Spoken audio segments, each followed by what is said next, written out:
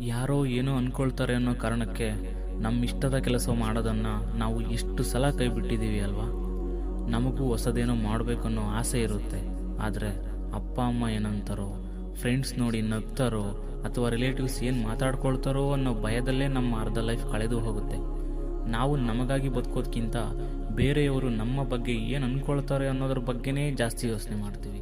ಆದರೆ ಒಂದು ಕಟು ಸತ್ಯ ಹೇಳ, ನಾವು ಏನೇ ಮಾಡಿದರೂ ಅಥವಾ ಮಾಡದೇ ಇದ್ದರೂ ಜನ ಮಾತಾಡೋದನ್ನು ಮಾತ್ರ ನಿಲ್ಲಿಸಲ್ಲ. ನಾವು ಗೆದ್ದಾಗ ನಮ್ಮ ಹಿಂದೆ ಬರೋ ಜನ ನಾವು ಸೋತಾಗ ಮಾತ್ರ ನಮ್ಮನ್ನು ಹೀಯಾಳಿಸಿ ಮಾತಾಡೋಕ್ಕೆ ಮುಂದೆ ಬರ್ತಾರೆ. ಹಾಗಾಗಿ ಬೇರೆಯವರ ಮಾತಿಗೋಸ್ಕರ ನಮ್ಮ ಕನಸನ್ನು ಯಾಕೆ ಬಲಿ ಕೊಡಬೇಕು? ಈ ಲೈಫ್ ನಮ್ಮದು, ಇಲ್ಲಿ ಗೆದ್ದರೂ ನಾವೇ, ಸೋತರೂ ನಾವೇ. ಇದರಲ್ಲಿ ಬೇರೆಯವರಿಗೆ ಯಾವುದೇ ಪಾಲಿಲ್ಲ. ಇವತ್ತೇ ಆ ಭಯನ ಬಿಟ್ಟು ಬಿಡೋಣ. ಜನ ಏನಾದರೂ ಅಂದ್ಕೊಳ್ಳಿ, ನಾವು ಮಾತ್ರ ನಮ್ಮ ದಾರಿಯಲ್ಲಿ ನಗು ನಗುತ್ತಾ ಮುಂದೆ ಸಾಗೋಣ. ಯಾಕಂದರೆ ಇದು ನಮ್ಮ ಜೀವನ.